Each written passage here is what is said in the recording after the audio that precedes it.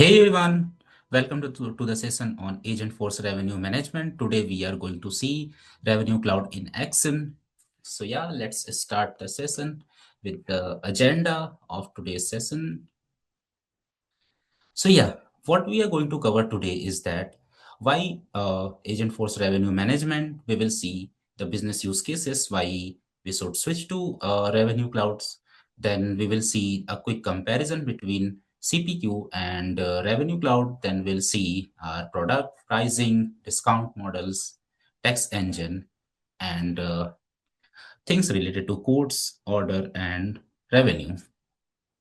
So let's start with our Revenue Cloud. So yeah, why we should use Revenue Cloud?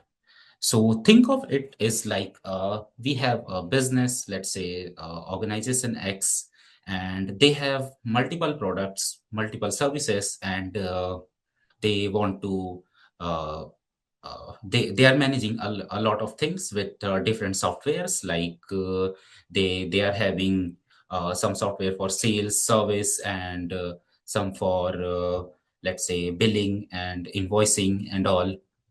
So all of these things are separate things, and they might create a problem when we have to integrate everything, and it's quite complex. So this type of organization, for them, we have our Agentforce Revenue Management, where what we have the features are like fast quote to cash process, basically entire cycle of revenue from creating quotes to generating contracts, managing orders, billing revenue are inside our Salesforce. And then we have API first architecture. So basically, one of the things which I believe is best about Revenue Cloud is that every single business process is exposed in modular APIs. So if you have to integrate it with third-party systems for any other thing, we can have it here. Apart from that, it is scalable and flexible. Basically, it support different type of subscription model, uses based pricing, one-time fee, hybrid model, and multiple currencies. So we can support it for every single business use cases. And yeah, the most important thing, as I said, that one unified platform. Unlike CPQ, where for billing we need other software, billing add-on, and we also have different things for different stuffs. We can have everything in a single platform. So this is why the organizations should use Revenue Cloud, and this will also help them to have everything at one place.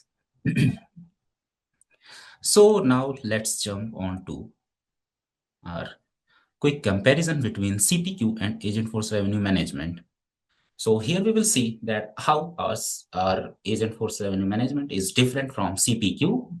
So let's start this with architecture. So if we say on the architecture level, so basically CPQ is a managed package on top of a Sales Cloud, where we have to install the package, we have to make some configurations, and we can use it. But Revenue Cloud is native build cloud on the top of Sales Cloud, and it have everything at a place. So if we talk about a scope, we have our in CPQ we have only quotation related things, which is like configuration of products, pricing, and then quotation. That is only we have in CPQ. Whereas in Revenue Cloud we have quote, contract, billing, and then revenue recognition. So yeah, it have everything. Apart from that, billing and invoicing. So again, for CPQ, we need Salesforce billing add-on, whereas in uh, Revenue Cloud, we have our everything inside the same. And apart from that, if we talk about subscriptions, for in CPQ, we generally have basic supports. Basic support, it support basic subscription models, and we generally need custom rules for complex tasks. But Here in our Agentforce Revenue Management, we have everything inbuilt, and we it also support usage-based hybrid models.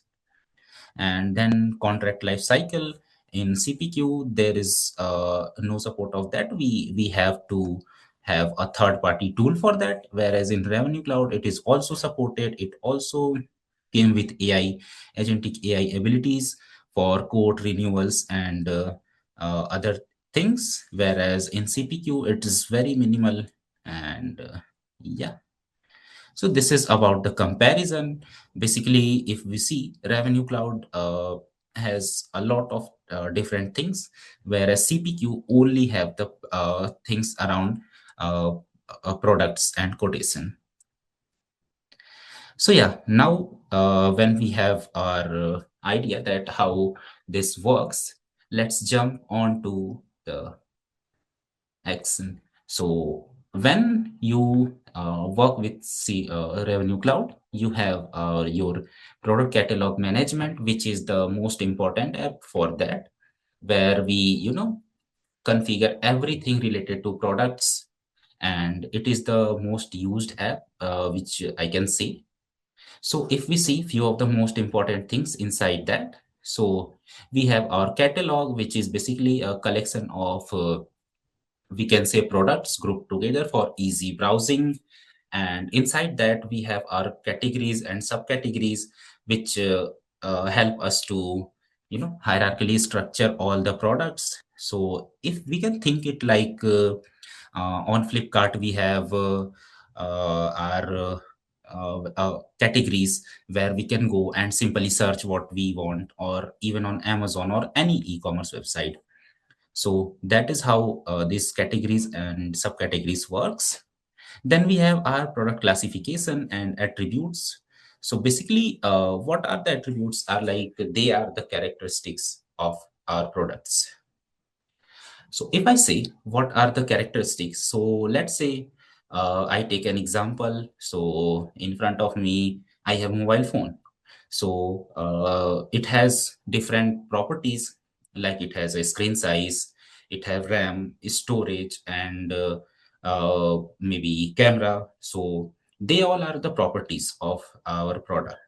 So we can say, let's say we are you having RAM options like 8 GB, 12 GB, 16 GB, or something like that. So for that we can create attributes. And then what's the classification is? So basically classification is something which is like we can group multiple attributes together to make a sort of template from which we can create our products. So this help us easily creating products, and that's how we can create the products. Then we have our products and bundles. So basically Salesforce Revenue Cloud supports simple products and complex bundles. And yeah, so if I show you this, so let me came here, and yeah, here we are on the product catalog homepage. So here we can see every single thing we have related to products, like catalog, product selling models, and product classification, attributes, pick list, and all. So let's jump into our product catalog. So inside our catalog, we have our multiple catalogs, which we have here. If we see all of them, so here we have like hardware catalog, then we have our services, software catalog, and many more. So let's open one of them. So here we are on the hardware catalog. Inside the hardware catalog, we have our details, and here we have our categories. So these are basically three categories. We have laptop, desktop, and accessories. Inside accessories, we have computer peripherals and audio devices. So if we go to any of the subcategory, we can see here all the related products which are there in the uh, computer peripherals subcategory. And yeah, so this is about the product catalog management.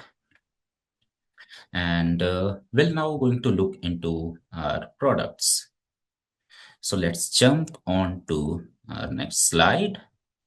So yeah, now we are going to look into some simple products, bundle products, and product attributes through which we will understand that how this product configuration works in Revenue Cloud.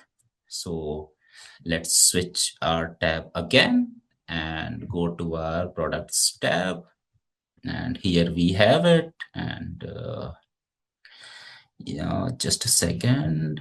Here we are on the details of this product. So if we can see here, we have our monitor product, and here we have all our details, and here we have a base on tab. So here we will add the product classification that what type of product we are going to make. So this is there.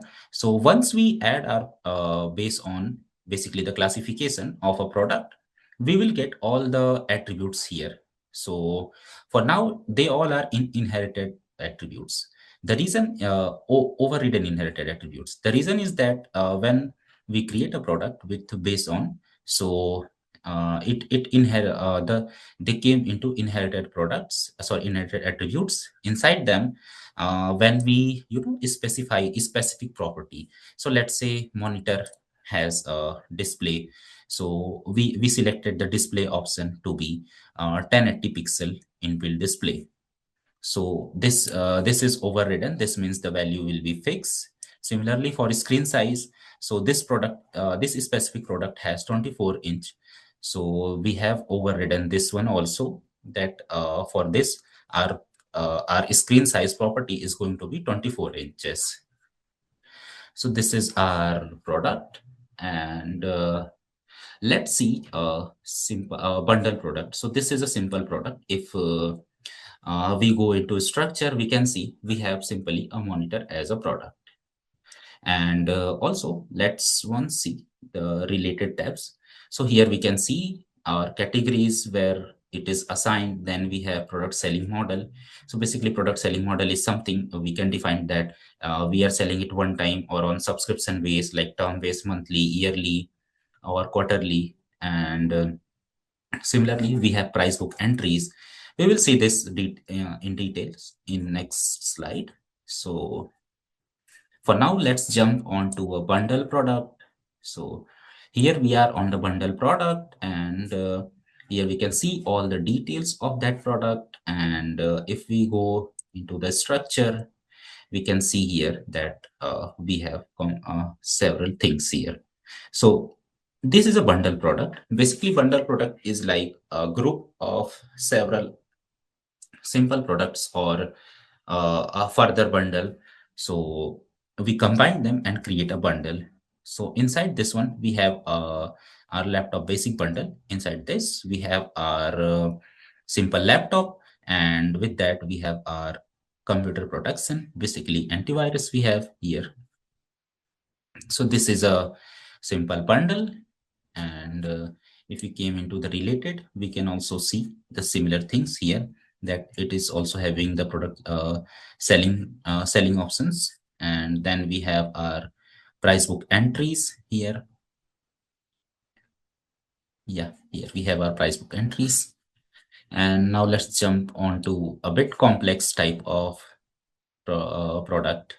So here we have our another product, sorry, bundle product. So we can see all the details of the product. And if we go to the structure, we can simply see that similar to the last one, we have our laptop added here. With that, we have our accessories.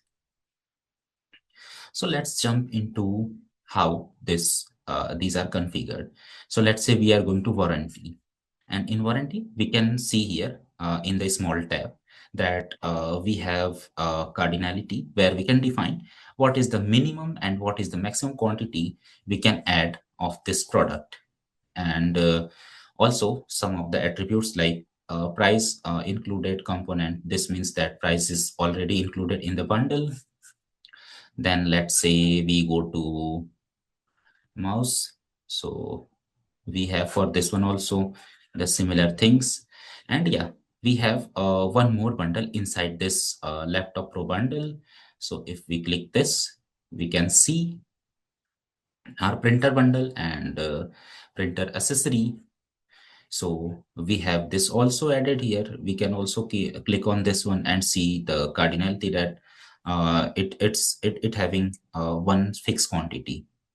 So if I show this on a quote, so let me open this on a quote. Yeah. So here we are on the code and we are looking into the laptop pro bundle. So let's see how we can relate it. So if we go to browse catalog into hardware catalog, and inside that we have our products. It's loading and it's loaded. So we have our laptop pro bundle. We can even go into laptop categories and we can see all our offerings. So we have our laptop pro bundle here. If we go into the settings tab and it's loading,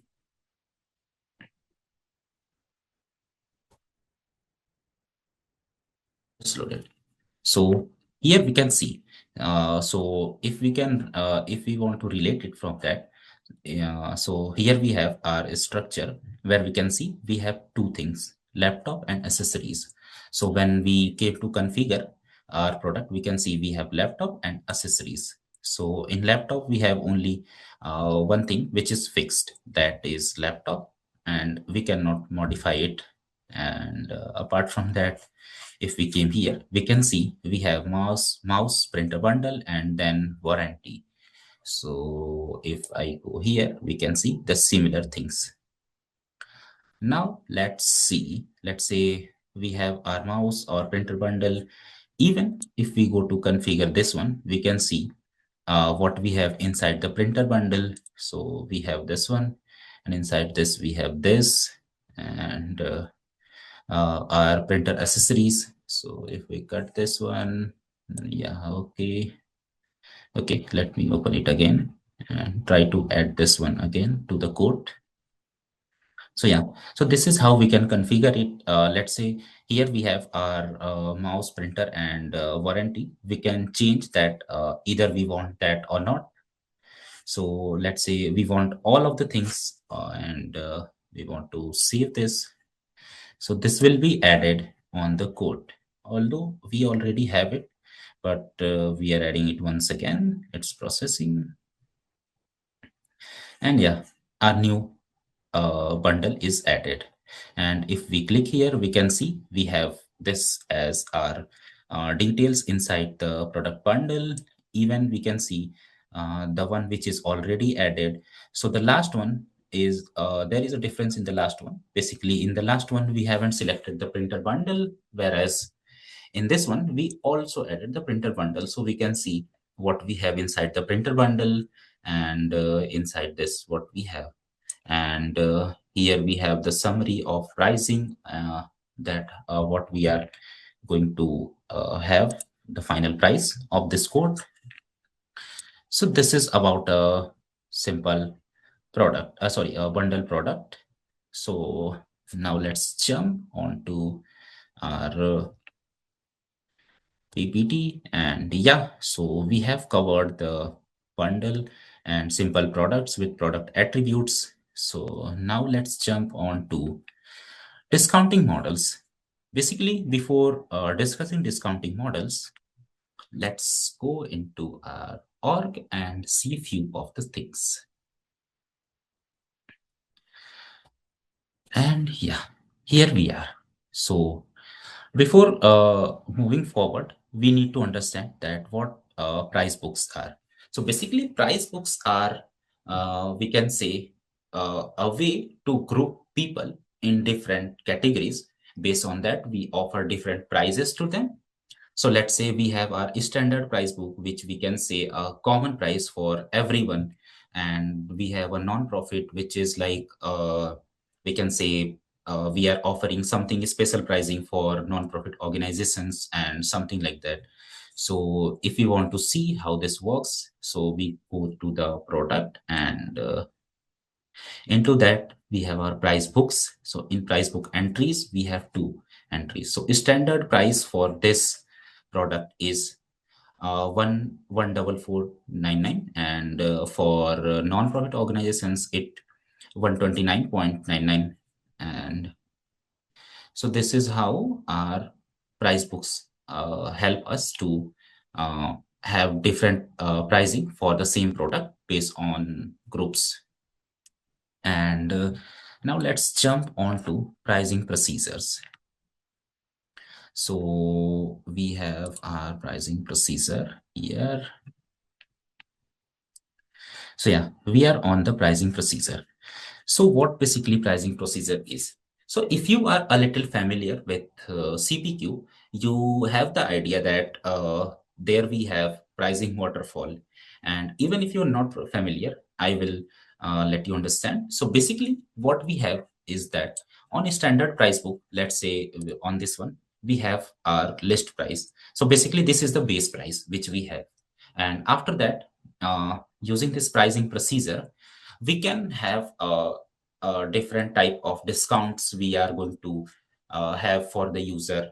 Some, if let's say there are some charges we want to add based on something, so we can also add that too in the pricing procedure. And that is how the pricing procedure basically works, and it basically calculate the final net price of a product on the quote line item from list price.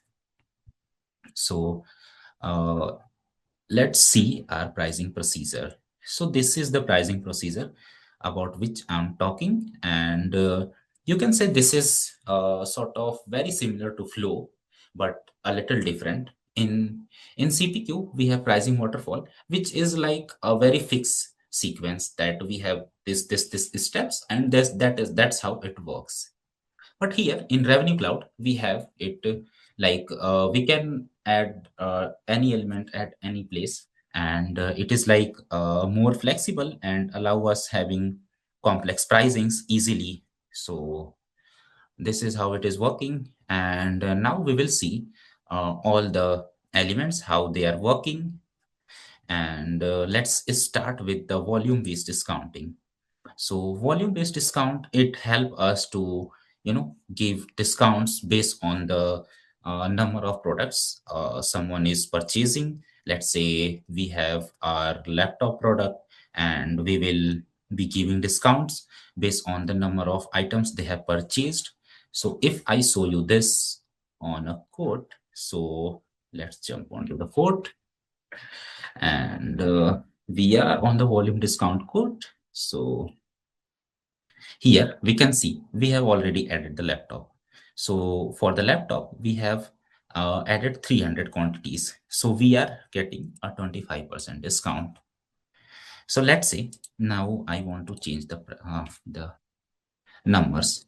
Let's say I want only 20. So I'll select 20, and we will save, and we are good to go to see what is going to change. So we are not getting any discount because for 20 we are not offering anything.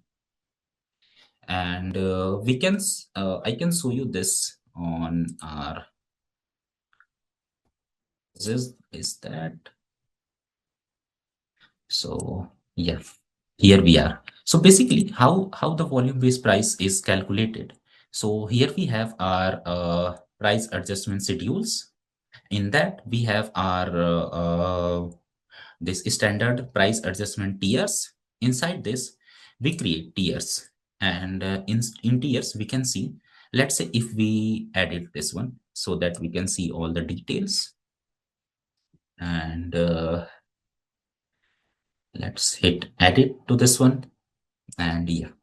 So we can see that this tier record is for laptop, and inside that we can specify that how we are going to give the discount or change the price based on the quantity. So we have it in percentage.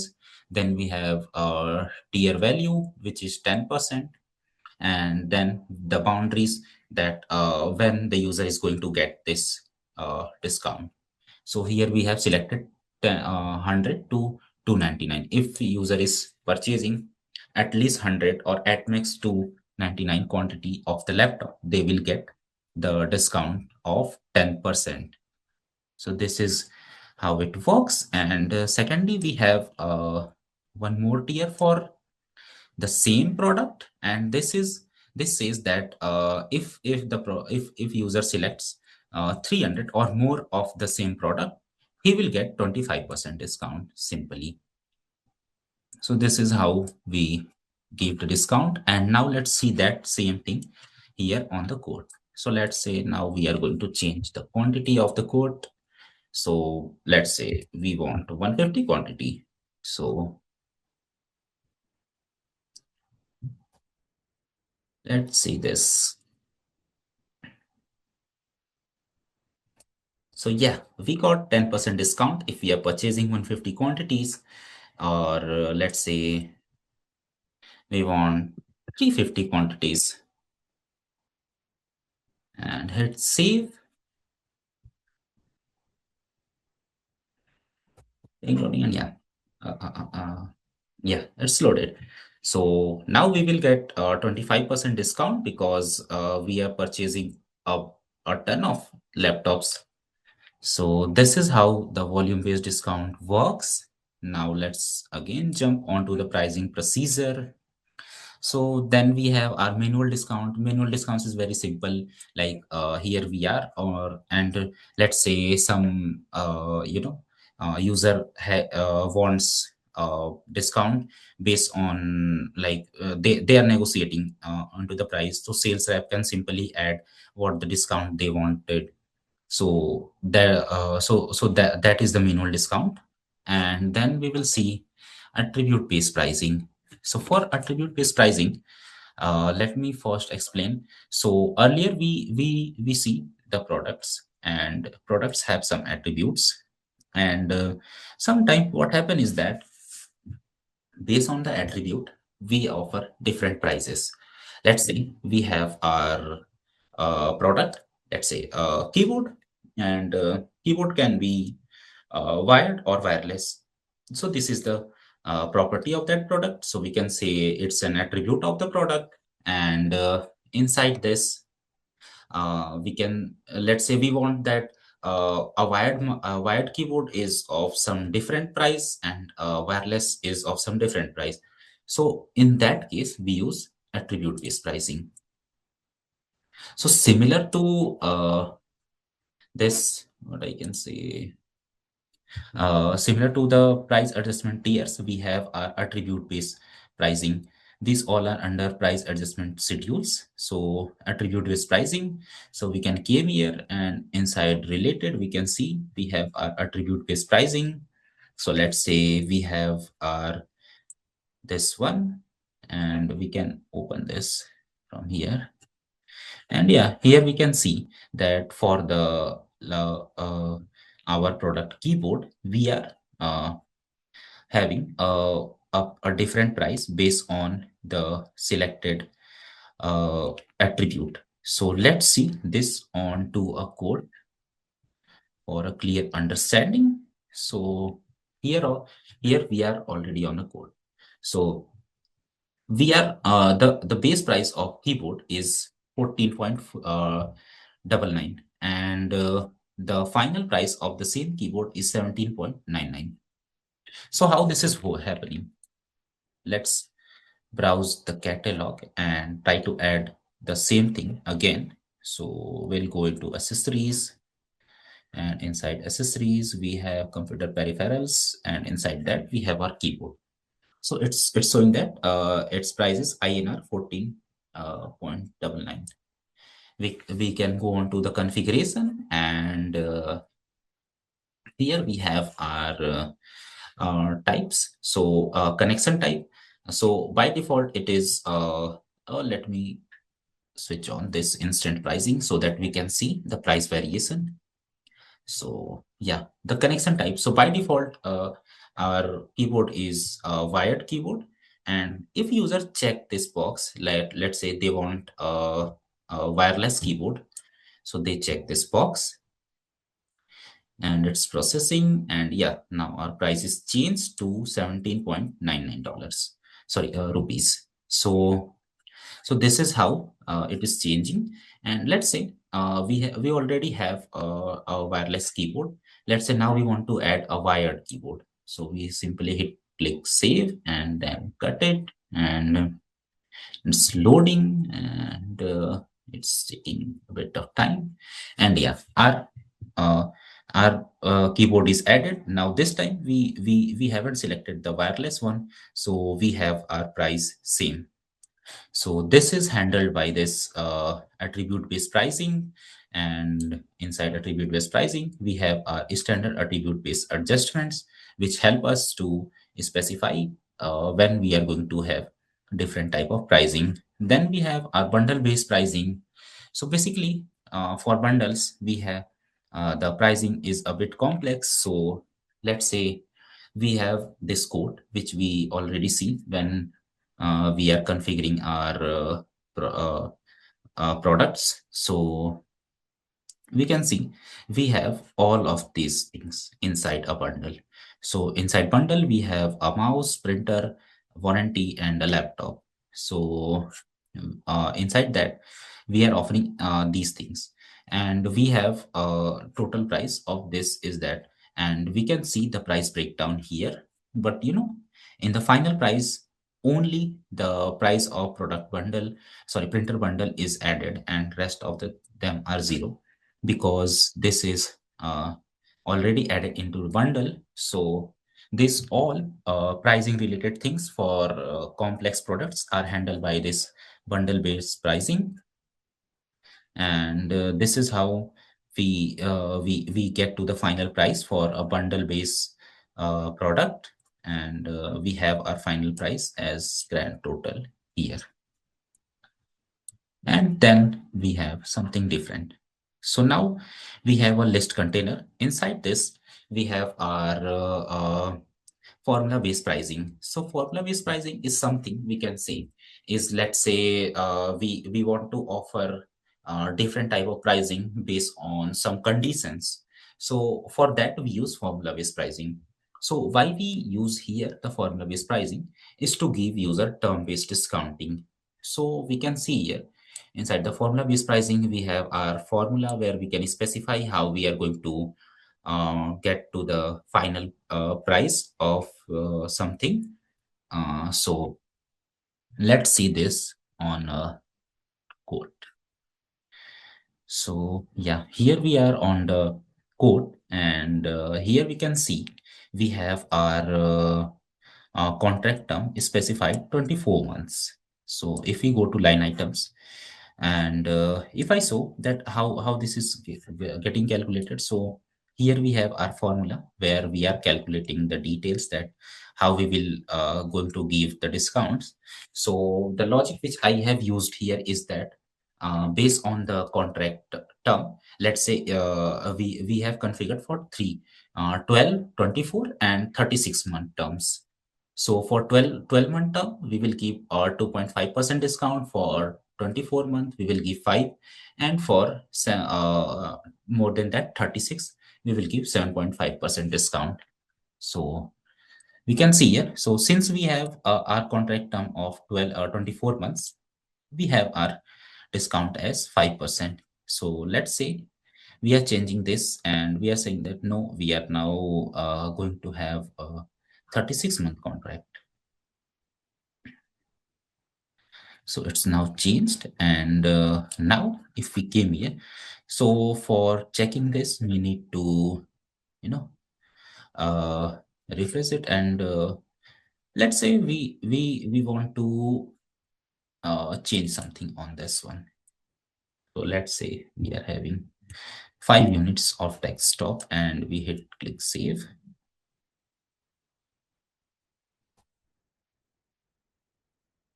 And it's waiting.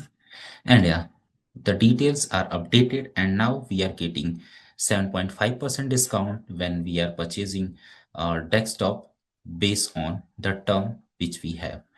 So this is how our term-based discount works. And this is about the pricing procedures. And based on this, we can get the final price of any product on the quote line items. Now let's came onto the PPT and see what we have next. So yeah, after that, when everything is ready, we have also taxes. So for tax, we have different options. One of them is that like location based tax. So so let's say we are considering that for a different country, let's say UK, we will going to have tax of 2%, 5% based on the location. So we can configure that. For that, we just need the simple formula-based pricing. Then we have our tax engine. So basically, when we have a complex calculation of tax, like we have to calculate tax based on different location, based on their government charges and all. So based on that, if we want to do that, we generally use tax engines, third-party tax engines. So most of the time we use Avalara for that, and that is how taxation works here. And yeah, apart from that, so this is how we finally reach to a quote. And once we have our quote ready, we can simply get it approved, and then we can create our order from this one. And then we have different cycles. So yeah, once we have our code ready, we will we are having our order, and then we have our contract order, and then we have our invoicing, revenue recognition. So all of these things are handled after we have our code.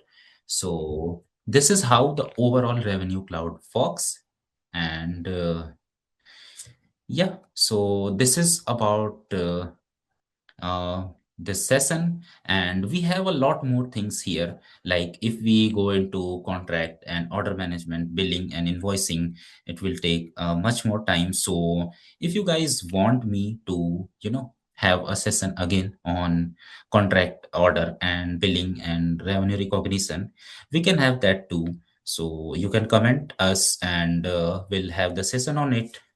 And that's all from my side. And if you guys have any questions, just post us and we'll try to help you with that.